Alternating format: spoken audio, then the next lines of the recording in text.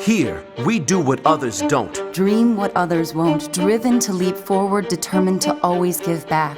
Here, we work where giants have played, where the connection of work and ethic is made. A diverse community possessed with a passion To know and grow and go and show the world we are prepared to change it. Here, we ask what must be done, for in doing we learn and earn success. and you can get there from here. DePaul University. Here, we do.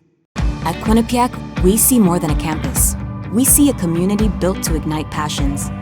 We see more than a degree. We see the careers of tomorrow. We see more than a student.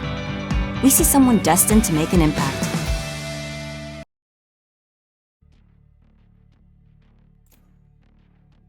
All right, everyone, welcome back. We're hopping straight into DePaul versus Quinnipiac, and DePaul are overwhelming leaders right now, 3-0, going on defense on DePaul. Quinnipiac wanting to show a little more. I'm joined by Ash, and Ash, I'm looking at that neon from Nisa. I am too. What I'm expecting, what is standard for this map, is double initiators. But honestly, we've been seeing a lot of non-standard comps, so I'm not going to say anything. I'm just going to wait and see. Like Ghosty, the fact that they even hovered Phoenix is insane to me, because right now, after the Yor rework, that Duelist Phoenix has been knocked to the bottom of the Duelist tier list. He does not exist. He's right there next to Reyna, and the only reason Reyna is popular is because, you know, it literally feeds the ego of the players that take fights. Yeah, no, for sure. And Ghosty going to Euro. So DePaul not playing as structured from what we've seen from them already. 2 duelists and 2 kind of, how should I say this? Not meta picks. Yeah, Neon has not seen a lot of competitive play. At the higher tiers, she'll make an appearance sporadically. She's sprinkled in maybe, but not a very high pick rate, right? And so I want to say that I'm very excited to see her here. I'm excited to see whether or not we can find effective use of her sprint ability down C long or even into A. I wouldn't even restrict it. B could be a very viable route as well. I'm curious to find what DPU have to offer, especially as the leading team. And once again, our wonderful observer pointing out that Som on NRG's roster played Yoru on Haven. So I'm wondering if they're going to reflect a similar play style or if DPU has something else in their pocket. I know for sure. And this is going to be interesting. I don't know who I would favor in this. Well, Dinosaur starts us off, getting the first kill instantly for DePaul. And already the flanks, they're gonna be pincered in here. If they don't secure site instantly. Actually, no, they're gonna be backing away. They're gonna go, yeah, they're gonna more. DePaul, actually, I think DePaul wants to rotate. They want to catch someone out. Snipe Cryptic waiting. Does have the spike. Nisa may be able to see something. Okay, they actually are going to be taking C. Opsia goes down first though. 5v3, 5v2. All on it to Cryptic. Not going to be any help, and they're just running in with knives. Gets Nisa, but the disrespect from DePaul still ends in 1-0 for them. That's 3 total kills for Ghosty. He's a little under halfway towards the Dimensional Drift, and he's feeling solid about it. That's going to be huge, that if he can continue that onslaught, alright, having ult in round 3 will be the savior for DePaul, and they're going to snowball that into an even stronger lead. If not, you know, still A-okay. They're doing well for themselves. This time around, I'm hoping Sniper Bam purchases those trademarks to have the flank on watch. Of course, unlikely, seeing as, you know, they're relegated to pistols in round 2.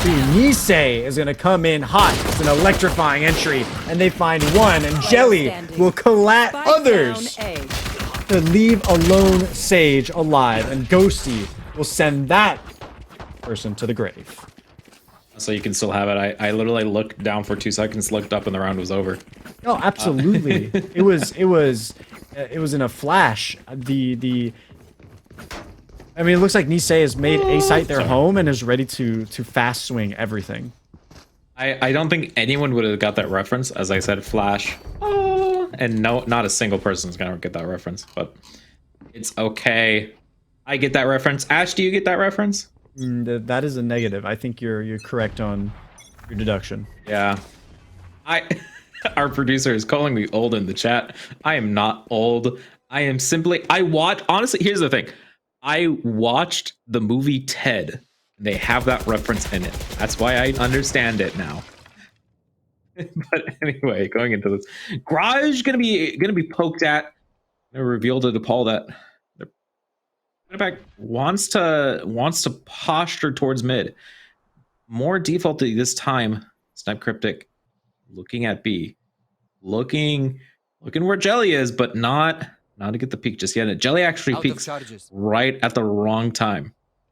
He's gonna have that recon dart as well. Snipe Cryptic sees the trademark. Okay, now they're gonna go for B. They're gonna go in. Who's gonna be the first pick off? Nice wall. Immediately spot goes out though. Opsia hides. 5v5 still. No one has gone down. Ghosty starts us off, however, on what is still a bonus round for them. See, throws it in. Flashes. It's 1. It's 2. 2 more are left. Sees Popsia. Cryptic goes down and Dino gets another 2, and that music signals a 3-0 for DePaul. It's a huge advantage for him. And we're gonna go ahead and check out a real quick replay for Ghosty here. The flash in after the decoy has already popped someone as well, enables them to go for Gorgo. Knowing that the flash has popped in that direction means it's free information. That's how they can swing. And that is 8-0. The dimensional drift is in their pocket, still in round 4, but they're not going to need it. You hit tab, everyone sees the economy. No one has more than 3,500 credits, and it's pistols all across the board for the attacking side. Their options are just continue to be limited. Yeah, no, for sure. And AJ's pick on Tanisa, first time in this game that DePaul kind of on the back foot. Now they're going to be pushing onto C through the smoke. The smoke actually in a spot where it allows most of DePaul to really just look out. And I realized later that both have brimstone, so it is in fact a smoke from the DePaul side. Snip Cryptic walking out. Jelly hears the sound confirmation though. Sends 1 shock dart though to reveal the position. I know, flanking through window again. He sees it. I know flanks. And can finish it all up. And even though 2 have gone down, it's still a 4-0 lead. Let's get a look back on exactly what happened. Jelly here peeking. Does not quite get the timing on the angle, but eventually it does line up while the rest of the squad is finding headshots of their own. It's just a dominant performance. It is over the top, and on a map that is traditionally attack-sided, it can't feel too good for the attackers. They are being pushed away from what is supposed to be the side with their advantage, and standing ahead. They might have 2 sentinels, but I would say they're not the optimal sentinels for a map like Haven. So when the sides swap, they're really going to be out of the frying pan and into the fire. No, for sure. Once again, just last round we had Quinnipiac and just start out. Not the teams aren't on screen, by the way, so Quinnipiac on the attack and DePaul on defense. Still, just even in this situation, 4-3, I still give DePaul the advantage, and Jelly proves us why. Jelly gets 2 before getting taken out, 2v2. And at least Sago on this utility gonna be backing out actually, waiting for the Euro of Ghosty to come in. Ghosty gets 1, all on Sago here. Obviously, actually backs up a lot. I don't think they've seen Cryptic. Okay, Cryptic reveals the position. Backs away too soon. Ghosty backs away too soon and goes down, and Quinnipiac gets there first. Finally, they've broken the curse. They've broken the streak. They've made headway into the round score. It means they're not going to go home with the donut. But they're still sitting on a breadstick. And so they got to dig deeper if they're going to find any way to move further. There's so much money in the bank for DPU that they could still lose here and should have enough tools in their pocket for the next round. So Quinnipiac, they have to space out the ults that are coming. They're soon to have Tour de Force and the Seekers. They need to spread that in, sprinkle in an orbital strike. They should be a-okay. It feels like even despite losing the previous round, DPU are unwilling to let up the pressure. No, and ults on line for DePaul. Tour de Force being used and close to the golden bar, but a default coming out for Quinnipiac.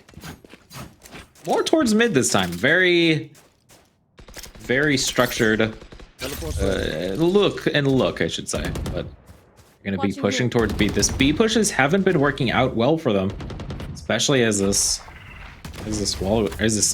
smoke goes down. Volleyed immediately in. That's going to cut them out. Popsia goes low. Doesn't get Sago at all. And Palpatine of Doom comes out. Nisa gets one. Nisa doesn't get two. AJ's gets them in the end. But Ghosty revenges their teammates. One enemy remaining. On to Ghost Cryptic now in Garage. I think even spot two with the trademark there. And now they're just looking out. Gets one. Actually misses. Keeps missing. But the classic 5-1. Interesting. Looks like Dinosaur is trying to reset their spray via tactical crouching. I've heard rumors about it, that it could work. Very ritualistic behavior, but I haven't seen quite much success with it myself, and I've heard it actually inspires the enemies to aim better themselves, so it's a very risky move with that kind of crouch. But anyways, moving forward, dry humor aside, Yoru and Sova on the side of DPU have their resources ready to go. You want to play? Let's play. Eden. Okay, they're just gonna be blasting through Garage and listen to music for just a second. Shoots the. Okay, is this the key now? Do you just always shoot the duplicate just in case it's the real one? What's crazy about it is, well, I'll get into detail when we're safe, which Ghosty is. But it walks slower and it actually doesn't have a gun skin. So it should be like a pretty easy tell, but it looks like it just... Quinnipiac is consistently falling for it. Speaking of falling, their numbers falling by the second. Go to 0 and it's 6-1. Let's get a good look at exactly what happened. Shot. Nisei, he's just going in. Oh my god, the voices are slow mode too. I know, I just realized. It sounds like the items in Elden Ring, when it's like they speak for you, you select the item, and it's like, very good. Sounds like that. I don't know if any Dark Souls players are in the chat, but that's where I got blasted too. I'm a Demon Souls player. But only Demon Souls. Only Demon Souls. I have Dark Souls, but I've never played it because I wanted to get a good controller when I play it on my, because it's on my Steam, right? And oh, okay, no kills going out just yet. Location coming in from everywhere, and they just flank them, and Snipe Cryptic gets 3. Snipe Cryptic going for the ace is gonna run in to the other 2 players though, and DePaul go up 7-1 on what is quite frankly an incredibly fast Haven that I expected to be way slower. I was hoping for something a little bit longer. We've been casting Bind all day. We had a short break onto Ascent, but yeah, it's a signature for best of ones to be played on either Bind or Ascent. I was really happy to get ourselves onto Haven so we can talk a little bit more on strategy and the changes. And we see new agents. It's absolutely awesome, but DPU, they're just not giving us the chance, Zohan. They just want to get this over with quick and easy. They do, and we still have some more games coming up. And okay, that was actually a bit weird. Did you see that? Oh my god! Is your wrist okay, Nisei? Oh my god, and he's going with the ult. All right, Emperor Palpatine. Found one. Seekers come out in retaliation, but the Odin is just going to wallbang. It's going to do consistent damage to Gorgo until they finally fall to Ghosty. Pulls around the corner, and they're pushing a little bit further. AJS, you got nothing on him. And it is still seeing him jump. And in the same frame, walking on the floor, the clone is still shot. The sniper bam. Bamboozled in the most senseless way.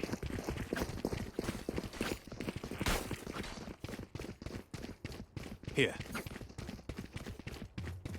So here, it's the 10th round, preparation until. And Ghosty's got to be feeling themselves. 13-3. They are. What's the math on that? It's a 12. It's above. It's above 4.0. They are absolutely popping off, and it's on the defense. I just fear you're going to be just invested immediately. Gets Gorgo. Great from Ghosty, though. They're playing this defense, excuse me, as aggressively as they can. Still works out in their favor for 4 players for DePaul remaining. And just as much as Ghosty is a valued member of this team, you still have all your utility. You still have a duelist to entry.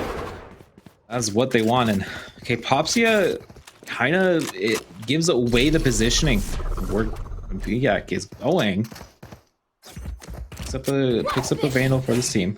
Pops Knives.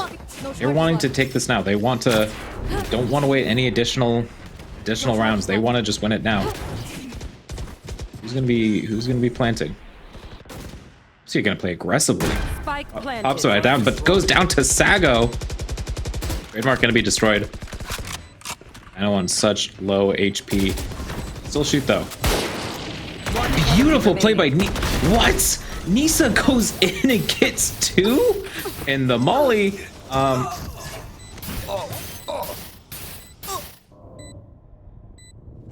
not even gonna comment on that. Oh! I'm not even gonna comment on that. Alright. No, I'm not gonna comment on that. Alright. And the facepalm spray. They are DPU. I mean, this actually, is their... just to take this for a second.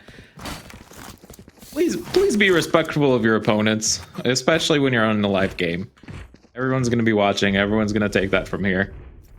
Understand that, excuse me, never mind. Now Quinnipiac is saying it, so please continue, Ash.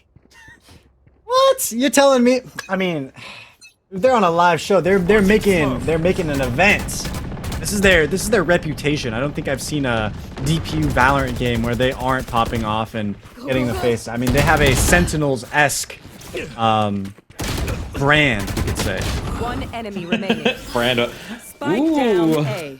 Constant trades as we enter our penultimate round, or actually as we enter our last round. Last round in the half.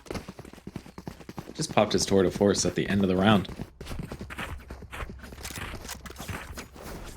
Let's check it. Ghosty, ready for is it a third dimensional drift? Maybe a second.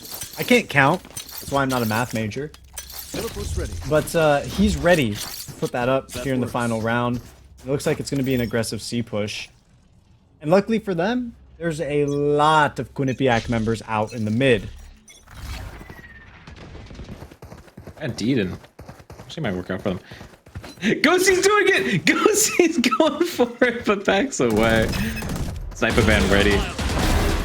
It's one. Oh, doesn't get Ghosty. Goes into dimensional trip.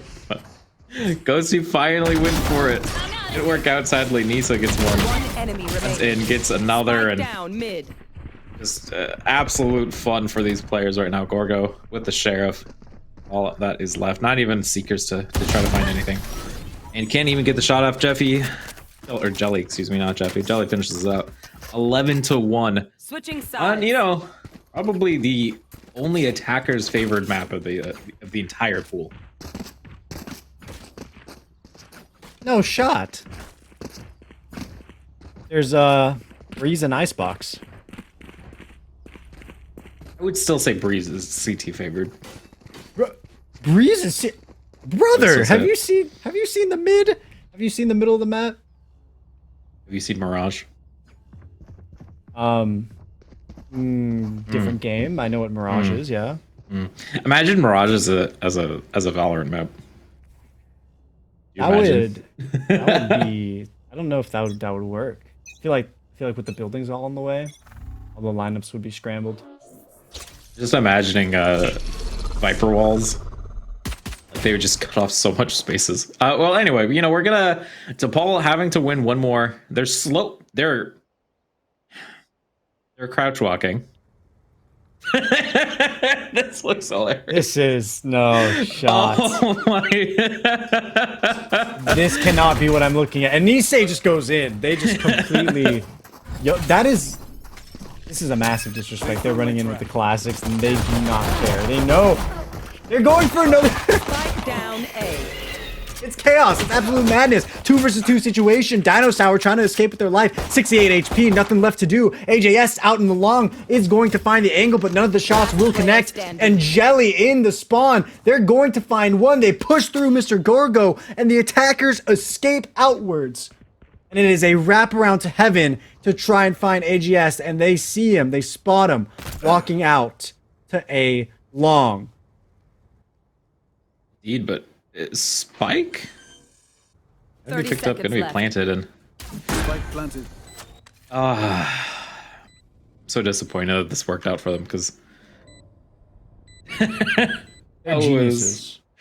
I can't believe the crouch group together classics running in worked out.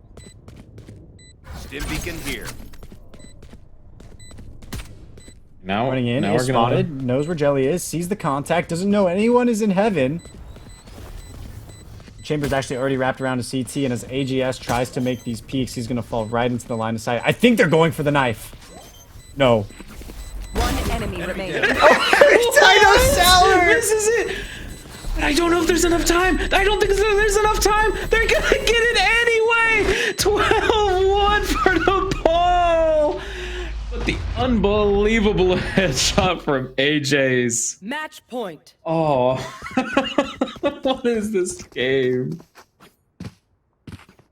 I already used my bruh soundboard once, Ash, and I can't use it again, but that was gonna be the perfect scenario. Oh my god. You have the audacity in a 2 versus 1 situation and pistol round. It wasn't like, alright, DePaul had guns and Quinnipiac had nothing. No. Pistol round. To do something like that,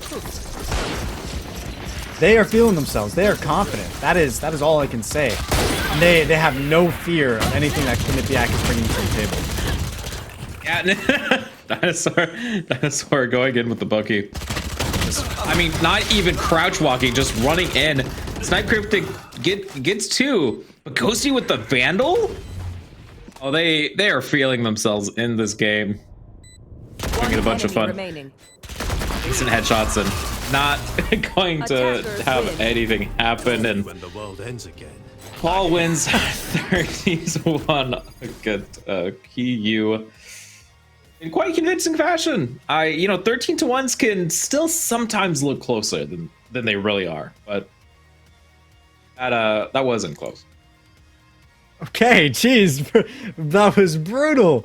It is 4 first bloods on the side of Nisei. I was really excited to see what the implications would be to have double duelist on Haven and have them be the 2 newest duelists. Yoru being, quote unquote newer because of the rework. And it really turns out, all right, you're gonna have your Nisei to be, you're gonna have your Neon to be the entry with your Yoru as a secondary support, which is what most of the pros were theorizing before. And great to see it all, happen in live. Folks, we're going to have one last map for you after a short break.